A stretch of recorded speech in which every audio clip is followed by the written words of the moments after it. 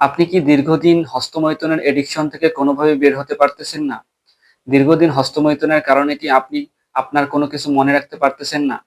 আপনি কি এই ভেবে ভয় পাচ্ছেন যে আপনি আপনার বৈবাহিক জীবনে সুখী হতে পারবেন না বা আপনি ভবিষ্যতে কোনো বাচ্চা দিতে পারবেন না এবং আপনার সবসময় দুর্বল লাগে, আপনি কোনো কাজে ফোকাস করতে পারেন না? তাহলে আজকের এই ভিডিওটি আপনার জন্য।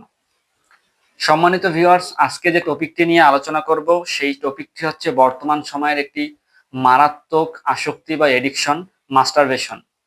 যে কোনো ব্যক্তি এটা যে কোনো বন্ধুর কাছ থেকে অথবা বড় ভাইয়ের কাছ থেকে অথবা যে মোবাইল ফোন আছে সেই মোবাইল ফোনের পর্ন ইন্ডাস্ট্রি থেকে এই ভয়ঙ্কর জিনিসটির সাথে যুক্ত হয়েছেন। হয়তোবা আপনি দীর্ঘদিন ধরে মাস্টারবেশন করেছেন কিন্তু আপনি কখনো জানেনই যে এটি একটি ভয়ঙ্কর আসক্তি। কিন্তু এখন আপনি জানতে পেরে খুবই নিজেকে দোষী ভাবতেছেন এবং এতদিনে আপনার অনেক ক্ষতি হয়ে গিয়েছে। তো যারা এই মাস্টারবেশন বা হস্তমৈথুন থেকে নিজেকে মুক্ত করতে চাচ্ছেন এবং মুক্ত করার পরে আপনি দেখতেছেন যে আপনার শরীরে অনেক ক্ষতি হয়ে গিয়েছে, মানসিক, শারীরিক এবং সামাজিকভাবে আপনি বিপন্নগ্রস্ত, তাহলে আজকের এই ভিডিওটিতে এই রোগের আসলে ক্ষতিকর প্রভাবগুলো কি এবং সেই ক্ষতিকর প্রভাবগুলোর আসলে কোনো সমস্যা সমাধান আছে কিনা সেটা নিয়ে আমরা আলোচনা করব। আমি মোহাম্মদ আবদুল্লাহ আল মামুন, দিনাজপুর মেডিকেল কলেজ থেকে আজকে আপনাদের সামনে এই গুরুত্বপূর্ণ টপিক মাস্টারবেশনের ক্ষতিকর প্রভাব এবং তার প্রতিকার নিয়ে আলোচনা করব। সর্বপ্রথম সবার মনেই যে প্রশ্নটা জাগে বা অনেকেই জানতে চান যে হস্তমৈথুন বা মাস্টারবেশন কি কারা করে? এটা কি শুধু ছেলেরাই করে নাকি মেয়েরা করে? এটা ছেলে এবং মেয়ে উভয়ই করে। এবং তারপরে প্রশ্নটা থাকে যে হস্তমৈথুন কেন বর্তমান জেনারেশনের একটি আসক্তির কারণ হয়ে দাঁড়িয়েছে।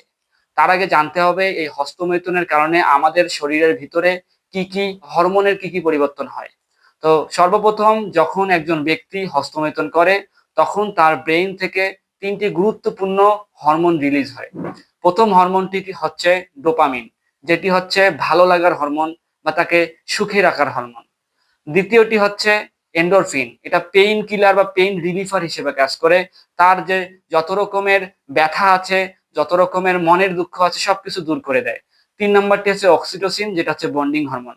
এই তিনটি হরমোন যখন একজন ব্যক্তির মাথা থেকে রিলিজ হয় তখন তার সমস্ত কিছু থেকে ভালো লাগা লাগে এবং সমস্ত কিছু থেকে তার মনে হয় যে তিনি রিলিফ হয়ে গিয়েছেন।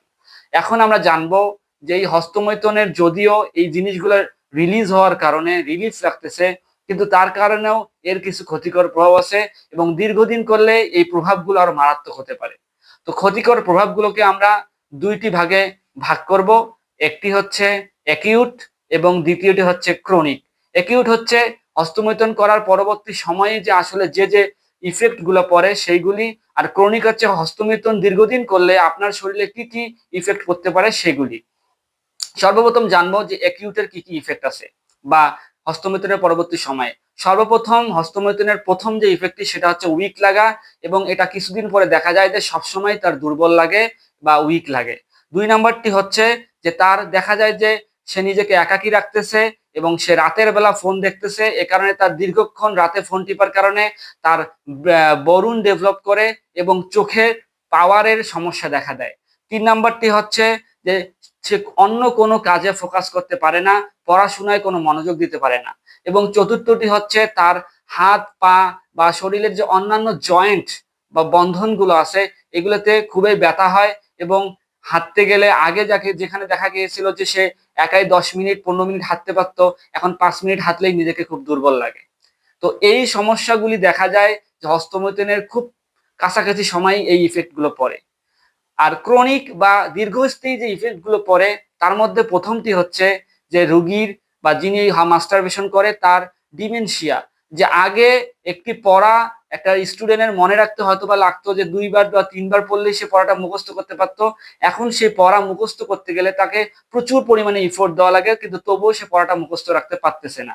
2 নম্বরটি হচ্ছে যে তার শরীরের যে পুরুষত্ব হরমোন বা টেস্টোস্টেরন হরমোন, মেয়েদের হলে মেয়েলি যে হরমোনগুলো আছে এই হরমোনগুলোর ডিসফাংশন শুরু হয়, ডিসরেগুলেশন শুরু হয়। তো এই যে পুরুষদের যে টেস্টোস্টেরন হরমোনটা ডিসরেগুলেশন হয় বা মেয়েদের যে হরমোনের যে রেগুলেশন ডিসরেগুলেশন হয়, তার কারণে কিছু যৌন রোগের উদ্ভব ঘটে।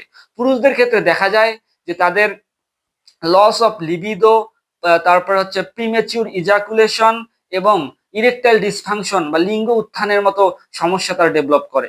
এবং তাদের ক্ষেত্রে আরো দেখা যায় যে তাদের নিজেকে সবসময় দোষী মনে হয়, এ কারণে সবার কাছ থেকে নিজেকে আড়াল রাখে। তো এখন সবার মনে একটাই প্রশ্ন জাগবে, যারা এই রোগটাতে আক্রান্ত আছেন বা সাফার করতেছেন, যে এর কি আসলে কোনো সমাধান নাই? অবশ্যই সমাধান আছে।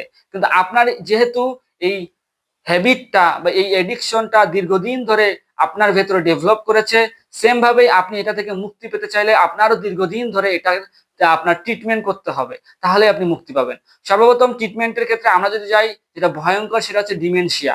তো এই ডিমেনশিয়া যাদের আছে তাদের দীর্ঘদিন পরিমাণে তাদের একটি করে ওষুধ এবং কিছু খাবার সেবন করতে হবে। সেই ওষুধটি হচ্ছে যে খুবই ভালো রিভিউ পাওয়া গিয়েছে এবং সাইড ইফেক্ট কম, সেটি হচ্ছে খুবই বহুল পরিচিত জিঙ্কো বিলোবা, যেটা বাজারে বিভিন্ন নামে বা বিভিন্ন ব্র্যান্ডের নামে আপনারা পাবেন। এছাড়াও ব্রেইনকে আপনি যদি উন্নত করতে চান, তাহলে সেক্ষেত্রে আপনি বাদাম বা ওমেগা ফিশ অয়েল, সামুদ্রিক যে মাছগুলো রয়েছে সেগুলো খেতে পারেন। তাহলে আপনার যে ব্রেইনের নার্ভ কন্ডাকশন আছে খুবই ভালো হবে এবং আপনি পড়াগুলোকে খুবই অল্প সময়ের মধ্যে দীর্ঘদিন মনে রাখতে পারবেন। দ্বিতীয়টি হচ্ছে যে টেস্টোস্টেরন হরমোন। যাদের ক্ষেত্রে টেস্টোস্টেরন হরমোনের লেভেলটা কমে গিয়েছে, পুরুষত্বের যে হরমোনটা কমে গেছে, তাদের ক্ষেত্রে একটি সাপ্লিমেন্ট খুবই গুরুত্বপূর্ণ, সেটি হচ্ছে টেস্টোস্টেরন বুস্টার প্রাইম ল্যাবের। এটি হচ্ছে একটি সাপ্লিমেন্ট যেটা আপনাকে স্টামিনা, এনার্জি এবং স্ট্রেংথিং দেবে। এছাড়াও যদি আপনি খাবারের দিক থেকে বিবেচনা করেন, আপনাকে টেস্টোস্টেরন হরমোন বাড়াতে সহযোগিতা করবে গরুর মাংস বা বিফ যেটাকে বলি আমরা, এবং এছাড়াও হচ্ছে খেজুর এবং হচ্ছে মধু, এগুলো আপনার টেস্টোস্টেরন হরমোন বাড়াতে সহযোগিতা করবে। এবং ধন্যবাদ সবাইকে এই ভিডিওটি দেখার জন্য, এবং ভিডিওটি কেমন লাগলো অবশ্যই কমেন্ট বক্সে জানাবেন, এবং নেক্সট এরকম আরো কি ভিডিও পেতে চান সেটিও আমাদের কমেন্ট বক্সে জানাবেন। ধন্যবাদ সবাইকে। আসসালামু আলাইকুম রহমতুল্লাহ।